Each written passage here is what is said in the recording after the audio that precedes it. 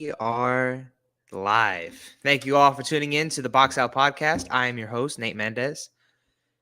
What a deadline. Let's be real. This was probably one of the craziest deadlines that we have seen in a good long while. Uh, I'm still in shock. I haven't even looked at all the moves because there's just been so many. I've looked at as many as I can. I've tried to have an opinion on as many as I can, but there's just so many moves this deadline. What a time to be an NBA fan. This is so entertaining to watch. Just everything that went down. Starting off, I want to talk about something that happened last night. So I'm about to sleep, right? And I have to get up early in the morning. I got school, whatever. So I'm about to go to sleep. We did a podcast episode yesterday on the Jared Barnes show. I was on there. You should go check it out, by the way. Probably put a link in the bio or whatever. So I was about to go to sleep. We just finished it.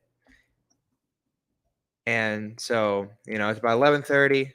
So I go to bed and I'm sleeping. All of a sudden I hear a voice. It's my roommate. He's like, Nate. Like what? Because I was practically asleep. My eyes are closed. I was about to sleep. And then he's like, Kevin Durant got traded to the Suns. Number 35, the Slim Reaper. Oh man. As a Phoenix Suns fan, this is probably one of the coolest things that has ever happened in the history of me being a fan. Um, just this is just amazing. Just to have this type of talent on your roster.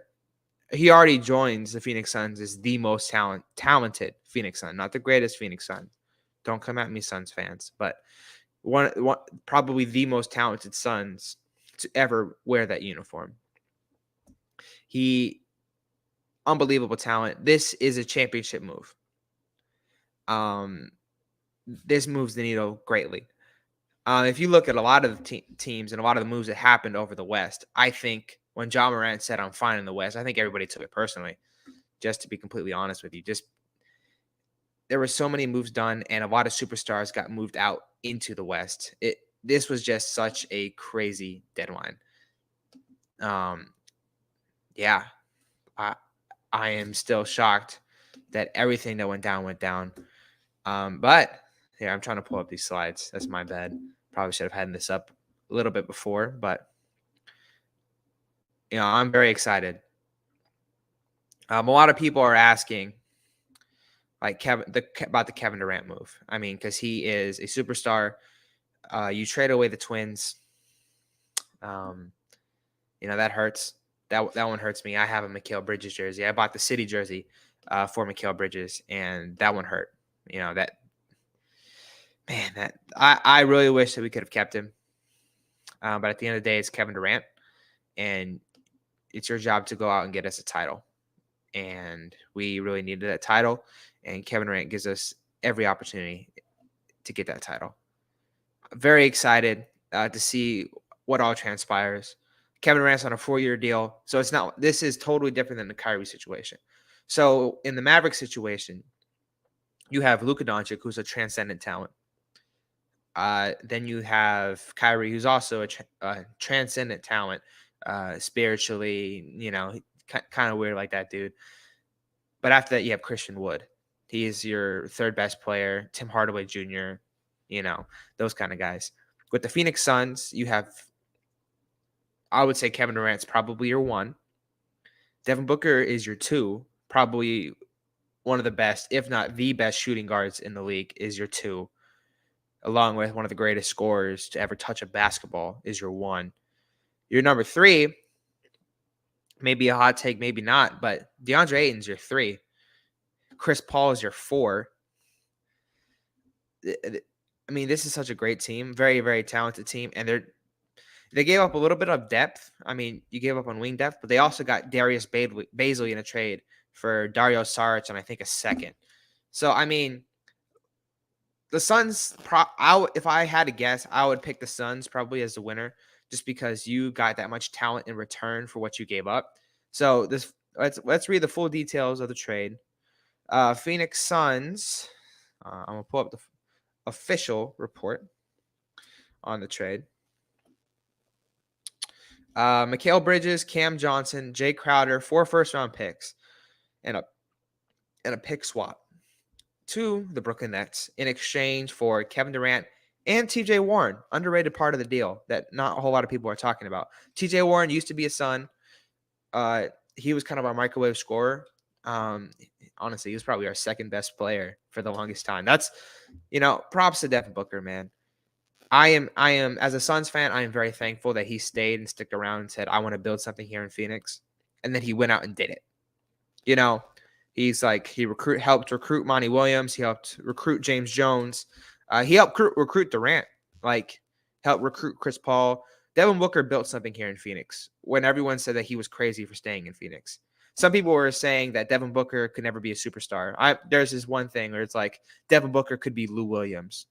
You know, that analyst looks stupid right now. It's just amazing to me just how far we've come from you know being winning 19 games in a season, getting DeAndre Ayton and still not performing well, to okay, you get Kelly Oubre and Ricky Rubio. Okay, we're getting a little bit better. COVID, depressing for all of us. Bubble run, 8-0. That offseason you trade for Chris Paul. And we have just NBA finals. We were there. Number 1 seed the very next year. One of the best teams in the NBA. Just could not finish it. That loss still haunts me. But the Phoenix Suns took it personally, and they went out and got the best player on the market. He was been rumored to be a Phoenix Sun. And this another thing I mentioned in the video before, that Kevin Durant's probably not coming to the Phoenix Suns because the GM probably is going to get fired because that just means he failed. Kevin Durant was probably just going to stay and stick it out, probably request a trade in the offseason. Because he usually doesn't. He says that he usually doesn't request trades during this season. He wants to focus on hoops. And as a Phoenix Suns fan, we have seen players say, "I want to play for the Phoenix Suns." LaMarcus Aldridge. I mean, Kobe visited us. Like we've had high caliber. I mentioned Kobe and LaMarcus Aldridge in the same sentence. Excuse me, but like those are just two of the most memorable. Eric Gordon was about to be a Phoenix Sun. There was a cutout of him because he was about to be a Phoenix Sun, and then he signed elsewhere, I believe with the Rockets. And now Eric Gordon is a Clipper. So if the Suns are not the winners of this deadline, the Clippers are. The Clippers made a ton of moves this season. This trade deadline, they traded up a lot.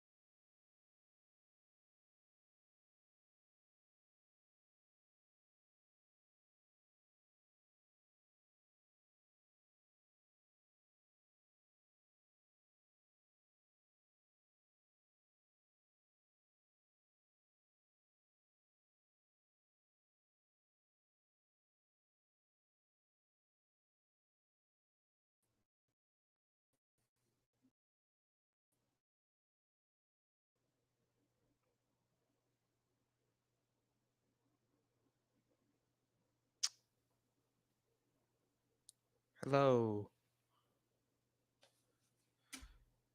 Are we good?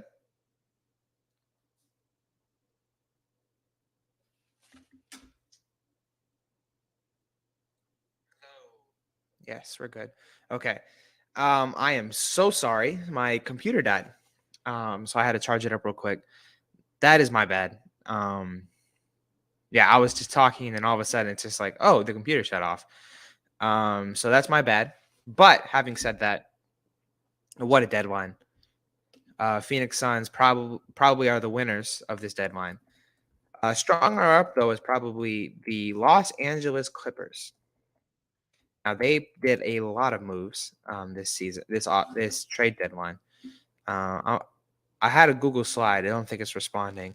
Just a lot of technical difficulties today, apparently, for some odd reason. But I'm going to pull up the full details of that trade in just a moment.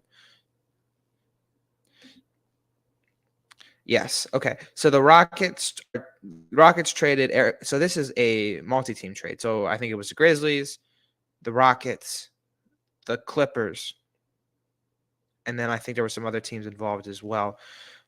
But Luke Kennard goes to the Grizzlies. John Wall goes back to the Rockets, where he was just traded from.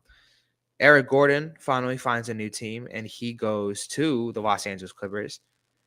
But another underrated move that nobody's talking about is the Los Angeles Clippers got Bones Highland. Bones Highland is a good get for them. And honestly, I was not expecting it at all, to be quite frank. I heard rumors that he was going to get traded. I would never expected him to be traded in the West. So he was only traded for 2 second-round picks. I mean, that's crazy for a player of his caliber. Such a young guy, such a spark plug, comes from VCU. Just one of those programs that produces players kind of with that dog mentality. They run full court press, very famous for their full court press. And he was a guy that I kind of wanted for the Suns. But we obviously used our picks elsewhere to go get Kevin Durant. But we also, I mean, I did talk about it, but we did also get Darius Baisley, who helps us at the wing because we gave up two of the best wing players on our team. Twins is what we call them in Phoenix. I'm very sad. I'm just gonna be real with y'all. Mikhail is one of my favorite players. I have his jersey. I think I mentioned that already, but I have his jersey.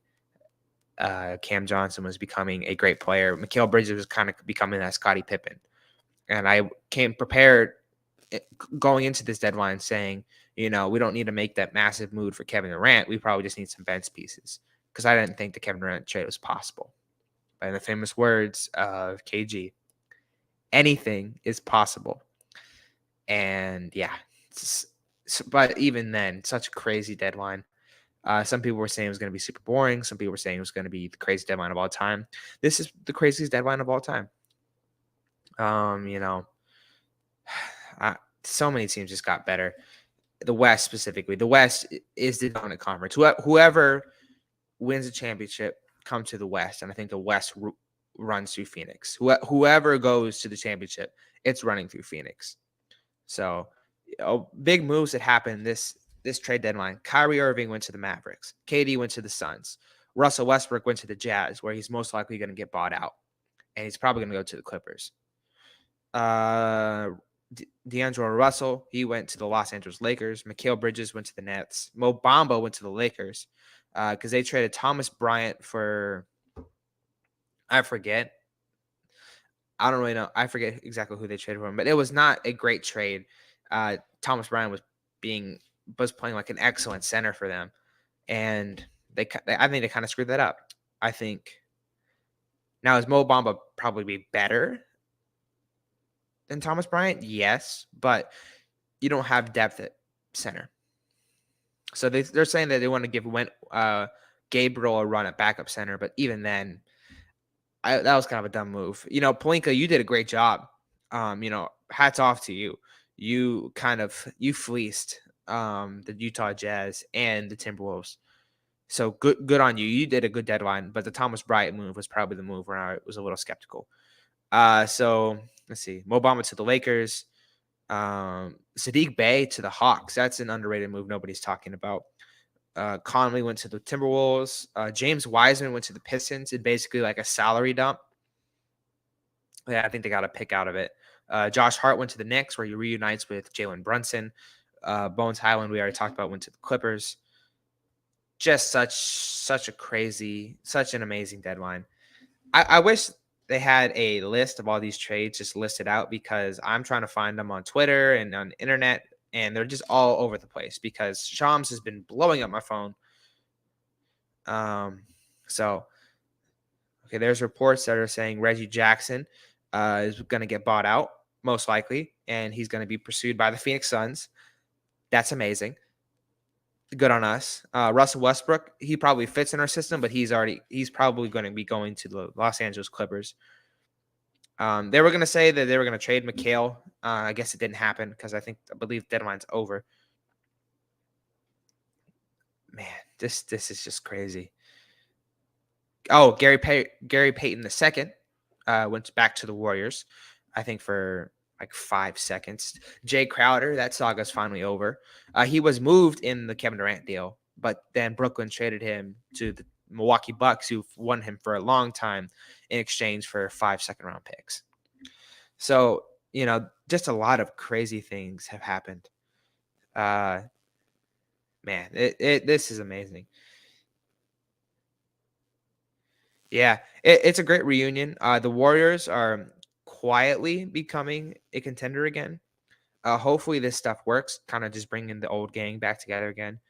I was scared that KD might have gone there if he was traded, but very glad that the Suns got him. But the Warriors, they're starting to look like a contender. Mavericks looking like a contender. Suns are looking like the favorite in the West. You still have the Nuggets. You still have the Grizzlies. You still have the Pelicans. You still have like this. We talked about it a couple episodes ago from the Old Man and the Three, where they said parity distorts reality. A lot of these teams believe that they were close enough to compete for a championship or close enough to compete for a playoff spot that they made some crazy deals, and some deals that probably made no sense. Like Toronto is not good, and they're not going to be good. They're not going to try to win a championship, and they went out and got Jakob Poeltl. Yeah, I that one makes no sense because let me see. The Toronto Raptors are currently at 10th seed, and you're kind of tanking for Victor Wembanyama, who's going to be your center of the future. I don't understand why you made that move if you're Toronto. The Hawks got better with Sadiq Bey. The Knicks got better because they have Josh Hart for depth. Brooklyn is going to drop out. So that's good for the Milwaukee. That's good for Boston. That's good for the 76ers. That's even good for Cleveland. Cleveland did absolutely nothing this trade deadline, which sucks for them because they're a good team, but they're obviously, I would not pick them as a title contender. Honestly, this might be the Jazz 2.0 for Donovan Mitchell. Hot take, but this might be the Jazz 2.0, where he's going to be a great regular season team, but he's never going to have the firepower to get it done in the playoffs. A team that you would never expect to go to the finals. But Boston's still the team to beat in the East. 76ers have so much talent in that team. Miami, there's still Heat culture. A lot of stuff can happen. They were saying rumors that Zach LaVine could be traded. He never was. But Bulls aren't good. So I don't really know why they didn't make a deal.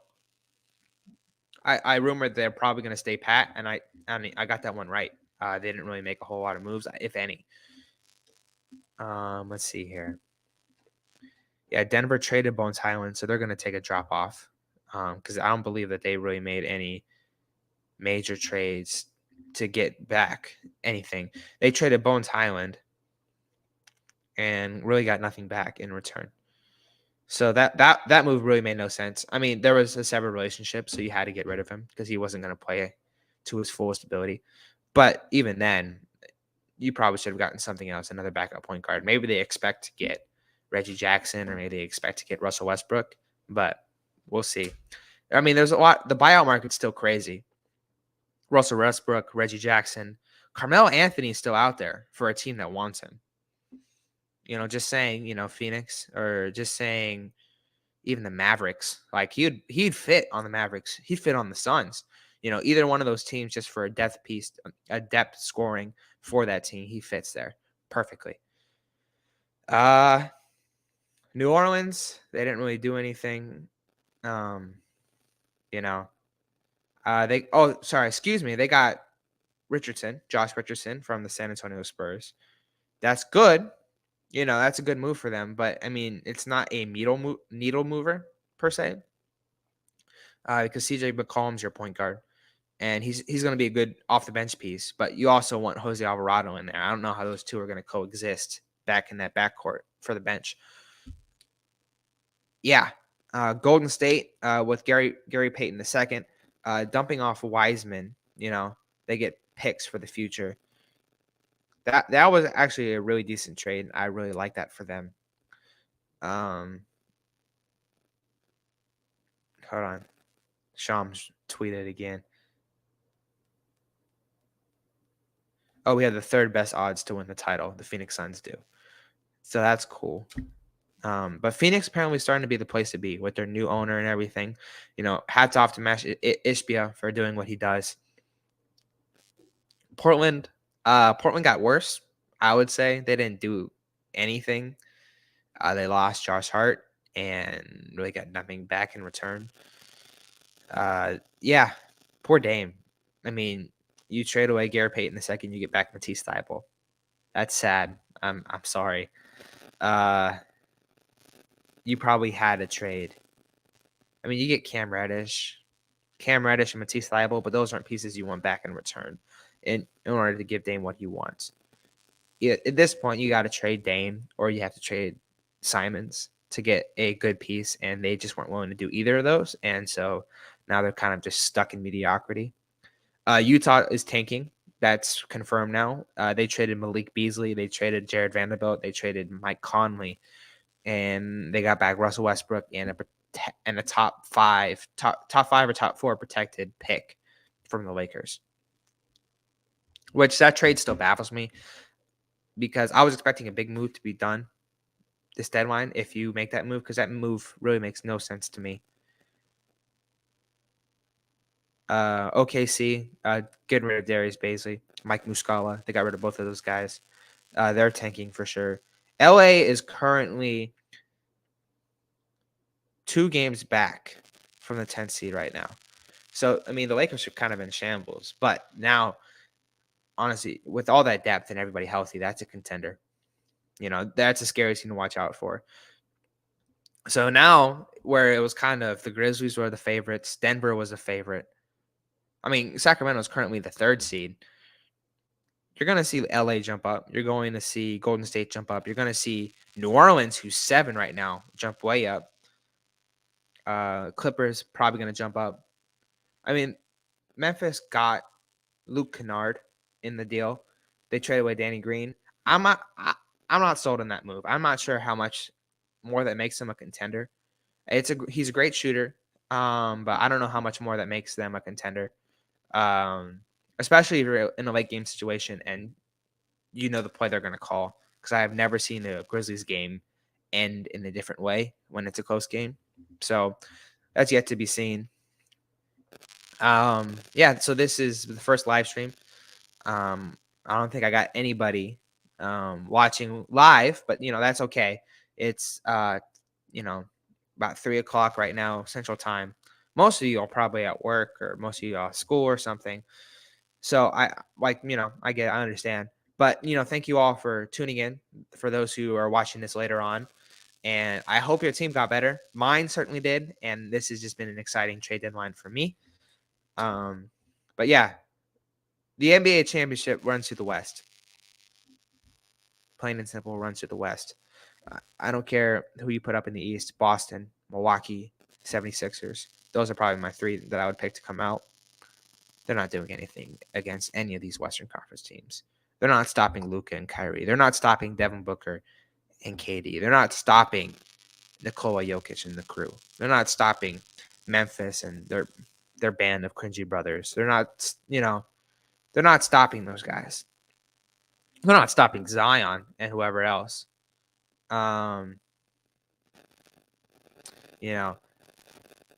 So many trades went down. I'm sorry if I missed a trade for your favorite team. It's just there's just been so many. And I just want to talk about big picture moves. I mean, Clippers getting back Mason Plumlee, that's a huge move that nobody talks about.